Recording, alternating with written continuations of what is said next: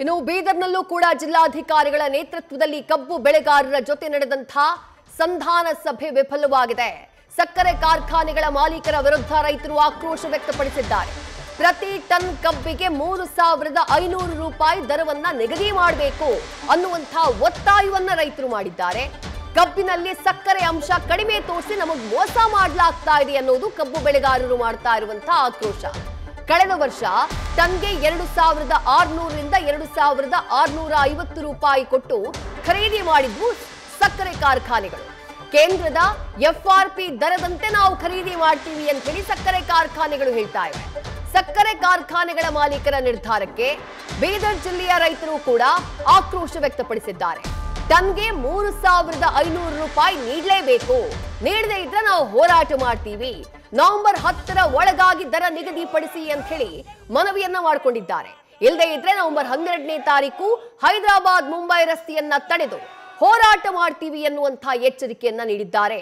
ಕಬ್ಬು ಬೆಳೆಗಾರರ ಹೋರಾಟ ಕೇವಲ ಬೆಳಗಾವಿಗೆ ಸೀಮಿತ ಆಗಿಲ್ಲ. ಬಾಗಲಕೋಟೆ, ಬೀದರ್, ವಿಜಯಪುರ ಎಲ್ಲಾ ಜಿಲ್ಲೆಗಳಲ್ಲೂ ಹೋರಾಟ ನಡೀತಾ ಇದೆ.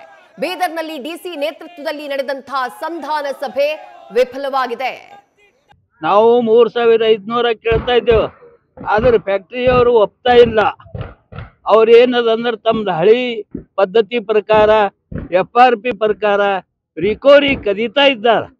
FRP ಹೇಳ್ತಾರ, ಕೇಂದ್ರ ಸರ್ಕಾರ ಏನು FRP ಮಾಡ್ಯಾರ ಆ ಪ್ರಕಾರ ಹೇಳ್ತಾರ. ಆದ್ರೆ ರಿಕವರಿ ಎಷ್ಟು ಬರ್ತದ ಅದು ಹೇಳಂಗಿಲ್ಲ. ಇಲ್ಲಿ 12-11.5 ರಿಕವರಿ ಬರ್ತದ, ಇವರು 9-9.5 ಇವ್ರು ರಿಕವರಿ ತೋರಿಸ್ತಾರೆ. ಇದ್ರದಿಂದ ನಮಗೆ ಹೊಡೆತ ಬೀಳತ್ತದ. ನಾವು ಆ ಕಡೆ ಅವ್ರಿಗೇನದಂದ್ರೆ DC ಅವ್ರಿಗೆ ಹೇಳ್ತಾ ಇದ್ದೆವು, ನಮಗೆ ಈ ಸಲ ಏನೇ ಮಾಡಬೇಕು 3,500 ರೂಪಾಯಿ ಕೊಡಬೇಕು, ಇಲ್ಲೋದು ನಾವು ಬಹಳ ದೊಡ್ಡ ಪ್ರಮಾಣ ಹೋರಾಟ ಮಾಡ್ತೇವೆಂದು ಈ ವೇದಿಕೆ ಮುಖಾಂತರ ನಾನು ಹೇಳಕ್ಕೆ ಏನು ಹೇಳಿಲ್ರಿ. ಈ ಬಗ್ಗೆ ರೇಟಿನ ದರದ ಬಗ್ಗೆ ಏನು ಹೇಳಿಲ್ಲ. ಮತ್ತೆ ಈಗ ಮಾತಾಡ್ಯಾರ, ಕಾರ್ಖಾನೆದವ್ರಿಗೆ ಮಾತಾಡ್ಯಾರ. ಅವ್ರು ಏನದಂದ್ರೆ FRP ಪ್ರಕಾರ ಕೊಡ್ತೀನಿ ಅಂತಾರ. ಅವ್ರು FRP ಪ್ರಕಾರ ಕೊಡ್ತಾರ, ಆದ್ರೆ ರಿಕವರಿ ಎಲ್ಲಿ ತೋರಿಸ್ತಾರ? 12 ರಿಕವರಿ ಬರೋದು 9 ತೋರಿಸ್ತಾರ. ಅಂದ್ರೆ ಕಡಿಮೆ ತೋರಿಸ್ತಾರ, ಬಹಳ ಕಡಿಮೆ ತೋರಿಸ್ತಾರ. 1 ಟನ್ನಿಂದ 25-30 ಕಿಲೋ ಸಕ್ರಿ ಕದೀತಾರ ಅವ್ರು ವರ್ಷಿಗೆ. ಓಟ್ ರೇಟ್ ಕಡಿಮೆ ಕೊಡ್ತಾರ. ಹೋದ ವರ್ಷ ಏನದ 2,700 2,650 2,600 ಕೊಟ್ಟವರು. ಅದ್ರ ಕಡೆಯಿಂದ ಅವ್ರ ಮೇಲೆ ನಮಗೇನು ನಂಬಿಕೆ ಉಳಿದಿಲ್ಲ. ನಾವು DC ಮುಖಾಂತರ ಏನದಂದ್ರೆ ಅದು ರೇಟು ಒಂದು ಫಿಕ್ಸ್ ಮಾಡಿ DC ಅವ್ರು ಏನ್ ಹೇಳ್ಯಾರಿ? DC ಅದೇ ನಾನು ಪ್ರಯತ್ನ ಮಾಡ್ತೀನಿ. ಅವ್ರಿಗೆ ಕರ್ಸ್ಯಾರ, ಫ್ಯಾಕ್ಟ್ರಿದವ್ರಿಗೆ ಬಿ ಕರ್ಸ್ಯಾರ DC ಅವರು. ಅವ್ರಿಗೂ ಕೇಳ್ತಾ ಇದ್ದಾರ. ಮತ್ ನೀವು ಮಹಾರಾಷ್ಟ್ರದಾಗ ರೇಟ್ ಹೆಚ್ಚಿಗೆ ಕೊಡ್ತಾ ಇದ್ದಾರ. ಬಾಜುನೇ ಅಂಬಲ್ಗ ಫ್ಯಾಕ್ಟ್ರಿದವ್ರು 3,150 ಕೊಡ್ತಾರ. ಇಲ್ಲಿ ಜಾಗೃತಿದವ್ರು ಬಿ 3,000 ರೂಪಾಯಿ ಕೊಟ್ಟಾರ. ಅಂದ್ರೆ ಈಗ ರಾಜ್ಯದಿಂದ ಬೇರೆ ಕಡೆ ಮಹಾರಾಷ್ಟ್ರ, ನೆರೆ ರಾಜ್ಯಕ್ಕೆ ಮಹಾರಾಷ್ಟ್ರದಾಗ ಮಾರಾಕತ್ತಾರ ಕಬ್ಬೆಲ್ಲ. ಬಹಳ ಜನ ಕೊಟ್ಟಾರ ನಡೆದು. ಇಲ್ಲಿ ನಮ್ ಬೀದರ್ ಜಿಲ್ಲಾದಿಂದ ಇಲ್ಲಿ ದರ ಕಡಿಮೆ ಇರೋದು, ಇಲ್ಲಿ ದರ ಕಡಿಮೆ ಇರೋ ಕಡೆಯಿಂದ ಬಹಳಷ್ಟು ಜನರು ಯಾರಿಗ್ ಸವಲತ್ತು ಆಯ್ತು ಅವ್ರು ಕೊಟ್ಟಾರ, ಯಾರಿಗ್ ಸವಲತ್ತು ಆಗಿಲ್ಲ ಅವ್ರು ಇಲ್ಲೇ ಕೊಟ್ಟಾರ. ಹಿಂಗಾಗಿ ಏನದ ರೇಟ್ 3,500 ರೂಪಾಯಿ ಸಿಕ್ಕರೆ ನಮ್ಮ ಹೋರಾಟ ನಿಂದಿರ್ತದೆ, ಇಲ್ಲ ನಮ್ಮ ಹೋರಾಟ ಕಂಟಿನ್ಯೂ ಇರ್ತದೆ ಅಂತ ಹೇಳ್ತೀವಿ. ಇವತ್ತು ಸಕ್ಕರೆ ಕಾರ್ಖಾನೆಯಿಂದ MDಗಳು ಬಂದಿದ್ರು, ರೈತರ ಪರವಾಗಿ ಅಧ್ಯಕ್ಷರು ಮತ್ತೆ ಎಲ್ಲ ರೈತರು ಕೂಡ ಬಂದಿದ್ರು.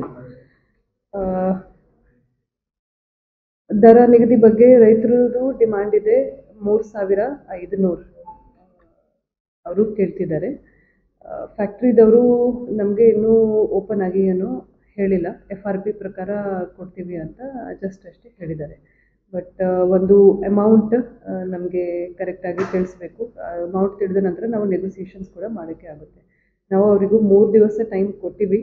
10ನೇ ತಾರೀಕಿಗೆ ಮತ್ತೆ ಕರೆದಿದ್ದೀವಿ ಸ್ಪೆಷಲಿ ಫ್ಯಾಕ್ಟ್ರಿದವರಿಗೂ.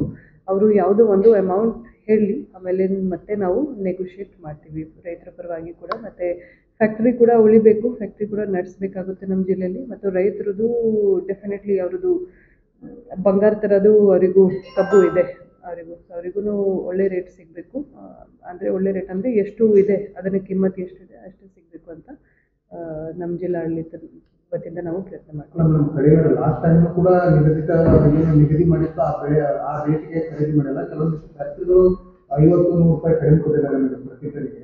ಈ ಸಾರಿ ನಮ್ಗೆ ಹೆಚ್ಚಿನ ಬೆಲೆಗೆ ಎಲ್ಲ ಕಡೆ ಮಹಾರಾಷ್ಟ್ರ ನೆರೆ ರಾಜ್ಯದಾಗ 3,500 ಕೊಟ್ಟಿದ್ದಾರೆ. ಬೇರೆ ಕಡೆ ಹೋಗಿ ನಾವು ಬೇರೆ ರಾಜ್ಯ